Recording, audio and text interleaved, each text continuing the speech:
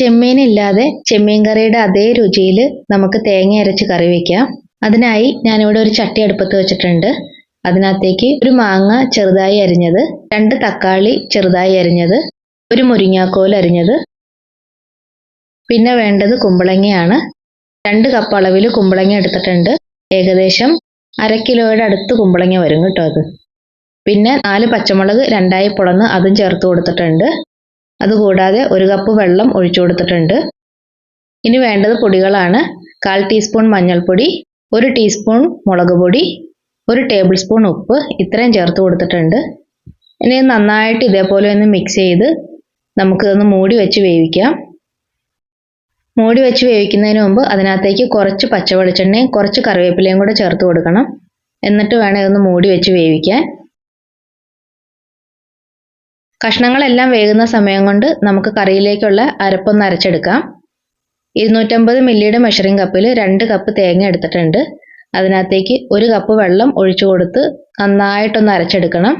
1 കപ്പും ഒരല്പം കൂടി വെള്ളം ഒഴിച്ചു കൊടുത്തിട്ടുണ്ട്. ഇനി നല്ലതുപോലെ അരച്ചെടുക്കണം. തേങ്ങ നന്നായിട്ട് അരയണേ.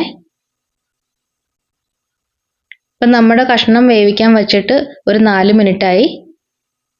ഒന്ന് ആവി കയറി കഴിയുമ്പോൾ കഷ്ണങ്ങൾ ഇതേപോലെ ഒന്ന് ഇളക്കിയിട്ട് കൊടുക്കാം. കഷ്ണങ്ങളൊക്കെ നല്ലതുപോലെ വേകണം കേട്ടോ.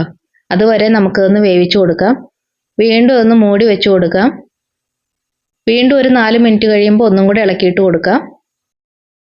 നമ്മൾ വെളിച്ചെണ്ണ ഒഴിച്ചു കൊടുത്തേക്കുന്നത് കൊണ്ട് കഷ്ണങ്ങളൊന്നും അടിയിൽ പിടിക്കില്ല, നല്ലതുപോലെ വെന്ത് കിട്ടിക്കോളും. കഷ്ണങ്ങളൊക്കെ വേവിക്കാൻ വയ്ക്കുമ്പോൾ പച്ചക്കറിയൊക്കെ കറി വയ്ക്കുമ്പോൾ അതിനകത്തേക്ക് ഒരു അല്പം വെളിച്ചെണ്ണ ഒഴിച്ചു കൊടുത്ത പച്ചക്കറിയുടെ ആ കറികൾക്കെല്ലാം നല്ല രുചിയായിരിക്കും കേട്ടോ. അപ്പോൾ എല്ലാവരും ഇതേപോലെ ഒന്ന് ഇച്ചിരി വെളിച്ചെണ്ണ ഒഴിച്ചു കൊടുത്ത് പച്ചക്കറി വേവിക്കണം. പച്ചക്കറിയൊക്കെ അത്യാവശ്യം വെന്ത് നല്ല പാകമായി വന്നിട്ടുണ്ട്. ഇനി അതിനകത്തേക്ക് നമ്മൾ അരച്ചു വച്ചിരിക്കുന്ന തേങ്ങയുടെ അരപ്പും അതുകൂടാതെ 2 കപ്പ് വെള്ളവും കൂടെ ചേർത്ത് കൊടുത്തിട്ടുണ്ട്. ഇനി ഇത് നല്ലതുപോലെ ഒന്ന് ഇളക്കി കൊടുക്കാം. തീ കൂട്ടി വയ്ക്കരുത്. അരപ്പിട്ട് കഴിഞ്ഞാൽ തീ വളരെ കുറച്ച് വെച്ച് പതുക്കെ ഇളക്കി കൊടുത്ത് ഇതേപോലെ തിളപ്പിച്ചെടുക്കണം. കറി ഇതേപോലെ ഒന്ന് ഇളക്കി കൊടുത്തോണ്ടേ ഇരിക്കണം. തേങ്ങ പച്ചരയ്ക്കുന്ന കറികളുടെ തേങ്ങ തിളച്ച് കഴിഞ്ഞാൽ ടേസ്റ്റ് നഷ്ടപ്പെട്ടു പോവും. അതുകൊണ്ട് തേങ്ങ ഒരിക്കലും നമുക്ക് തിളപ്പിച്ചെടുക്കരുത്. ഇതേപോലെ ചെറിയ തീയിലിട്ട് പതുക്കെ പതുക്കെ ആവി കയറി പതുക്കെ ഇങ്ങനെ തിള വരാനേ പാടുള്ളൂ. ഈ സമയത്ത് ഉപ്പ് പോരാത്തതുണ്ടെങ്കിൽ കുറച്ചും കൂടെ ഉപ്പ് ചേർത്ത് കൊടുക്കാം. ഇപ്പോൾ കണ്ടില്ലേ, ഇതേപോലെ ചെറുതായിട്ട് ഇങ്ങനെ വന്നു തുടങ്ങി. തള ഇങ്ങനെ മുകളിലേക്ക് വരും. നമ്മൾ ഇളക്കി ഇട്ട് കൊടുത്ത് ചൂട് എല്ലാ ഭാഗത്തേക്കും കൃത്യമായിട്ട് കൊണ്ടുചെല്ലണം. ഇപ്പോൾ വീണ്ടും ഇളക്കിയിട്ട് കൊടുത്തു.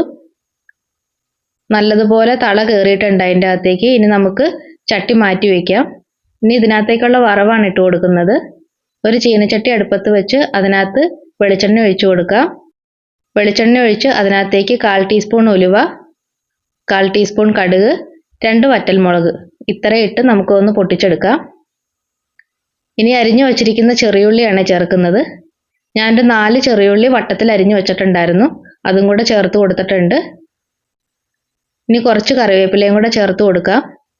ഉള്ളി ചേർക്കുന്നത് കാണിക്കാൻ വിട്ടുപോയതാണ്. ഉള്ളി ഇതേപോലെ വട്ടത്തിലാണ് അരിഞ്ഞെടുത്തേക്കുന്നത്.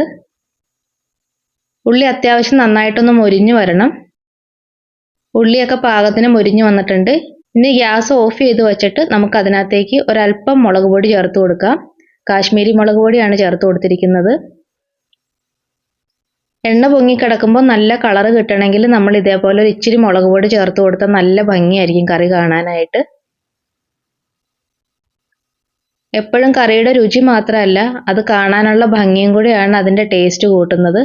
അതുകൊണ്ട് ഇതേപോലെ എന്തെങ്കിലുമൊക്കെ ഒരു ടിപ്പ് നമ്മൾ എപ്പോഴും ഉപയോഗിക്കണം. കറിക്കൊരു ഭംഗിയും ഒരു ഗ്ലേസിംഗ് ഒക്കെ വരും. അപ്പോൾ കറി ഇഷ്ടമായിട്ടുണ്ടെങ്കിൽ എല്ലാവരും ചാനലൊന്ന് ലൈക്ക് ചെയ്ത് സബ്സ്ക്രൈബ് ചെയ്യണം. ഇതേപോലെ വറവൊക്കെ ഇട്ട് കഴിഞ്ഞിട്ട് ഒന്ന് ഇളക്കിയിട്ട് അത് നമുക്കൊന്ന് മൂടി വെക്കേണ്ടി വരും. ഒരു മണിക്കൂറിന് ശേഷമൊക്കെ ഇത് ഉപയോഗിച്ച് കഴിഞ്ഞാൽ ആ വറുത്തിട്ട ഉള്ളിയുടെയും ഉലുവയുടെയും ഒക്കെ ടേസ്റ്റ് കറിയിലേക്ക് നല്ലതുപോലെ ഇറങ്ങി നിൽക്കും. അപ്പം നല്ല രുചിയായിരിക്കും കഴിക്കാനായിട്ട്. ശരിക്കും ഒരു ചെമ്മീൻ കറി എങ്ങനെയാണോ ഉണ്ടാക്കുന്നത് അതേ ടേസ്റ്റിൽ നമുക്ക് കറി ഉണ്ടാക്കി എടുക്കാൻ പറ്റും. അപ്പോൾ എല്ലാവരും ഇതേപോലെ ഒന്ന് ട്രൈ ചെയ്ത് നോക്കിയിട്ട് കറി ഇഷ്ടമായിട്ടുണ്ടെങ്കിൽ ചാനലൊന്ന് ലൈക്ക് ചെയ്ത് സബ്സ്ക്രൈബും കൂടെ ചെയ്യണേ. Thank you.